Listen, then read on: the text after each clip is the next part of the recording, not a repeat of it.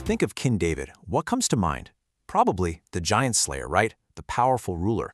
But the book of Psalms, it shows us a totally different side of him. A really raw, human side. A man who's just wrestling with betrayal and fear, and he's not afraid to cry out to God about it.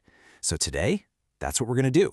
We're going to dive into his journey from total anguish to this incredible, unwavering faith. I mean, have you ever felt that, just completely overwhelmed by betrayal? Or maybe just paralyzed by fear? It's that awful gut punch feeling when someone you trusted just flips on you. Or when things get so bad you honestly wish you could just disappear. It's such a universal feeling, right? And believe it or not, that is exactly where we find David in these passages. So, to really get to the heart of what's going on, we're going to tackle three big questions. First, what in the world was making David so troubled?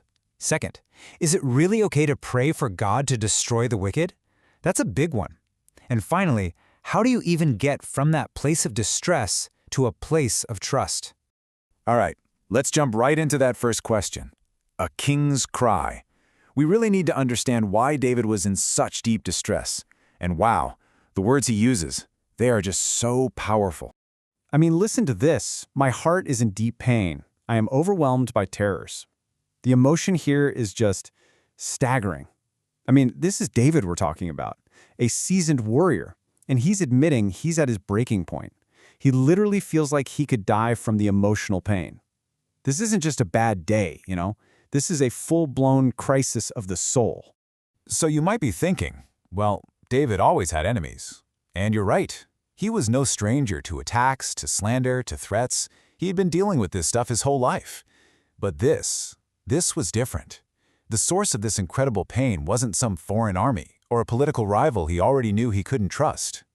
No, this came from his companion, his counselor, his close friend. And that's the core of his pain. The attack came from inside his own circle. We all know this, right? The closer the relationship, the deeper the wound when it's broken. And a lot of scholars think this friend was a guy named Ahithophel. Now, just try to imagine this. This guy was David's trusted strategist, his go-to advisor for years. And then he suddenly joins a rebellion against David, a rebellion led by David's own son, Absalom. I mean, can you even fathom that level of personal and political betrayal? It's just staggering. Okay, so this all leads us to David's response. And honestly, it's pretty shocking. He doesn't just ask God for protection. He actually prays for his enemies to be destroyed. Which, of course, brings us to our second big and kind of controversial question. So, is it okay to pray for your enemy's destruction? This is a really tough one, isn't it? I mean, David is asking God to make the ground open up and swallow his enemies alive. How in the world do we square that with everything we hear about love and forgiveness? Well, the key, it turns out, is understanding a really crucial distinction. It all comes down to this: requesting God's justice versus seeking personal revenge. They are not the same thing. Look, David isn't taking matters into his own hands here. He's not rounding up a posse to go get him. Instead, he's handing the whole messy situation over to God, who he believes is the only one who can judge righteously. He's basically saying, God, please stop these evil plans. You're in charge, and I trust your judgment. It's about stopping evil, not just about his own anger. And that's why when we see these really intense phrases, like washing their feet in the blood of their enemies, we've got to remember, this is poetry. It's not a literal call for violence. It's a super powerful metaphor for a complete and total victory over injustice, where God's righteous judgment finally wins the day. It's about the deep satisfaction of seeing good triumph over evil. Okay, so this brings us to a real turning point in David's whole journey. After he's cried out his pain, after he's handed justice over to God, where does he go from there? How does he find any stability in all this chaos? Well, he finds it by completely redefining what security even means. He uses these incredible metaphors. First, he talks about God being a rock higher than myself. He feels so far away from God, like he's at the ends of the earth. So he's asking God to lead him to a place of safety, a higher ground that he just can't get to on his own. And he keeps going with this idea. He calls God a fortress. Now, this isn't just a wall. Think of an impenetrable military stronghold. By seeing God this way, David is saying, look, no matter what comes at me, even from my own son or my best friend, at my core, I will not be shaken. And then there's this one, which is just so personal.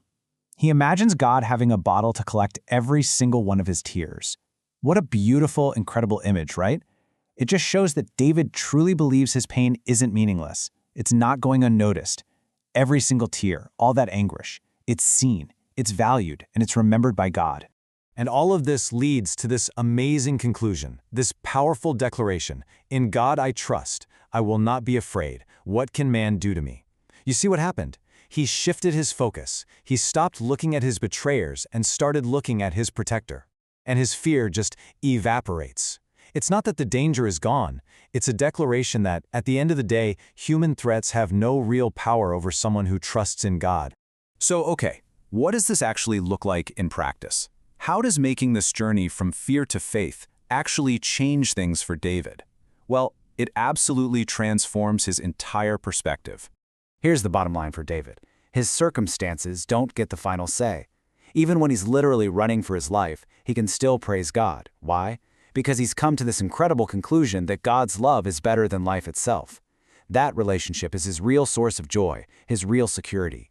Now, it's great that David's raw, honest prayers were heard, but the Psalms also give us a little heads up that our own attitude in prayer really matters.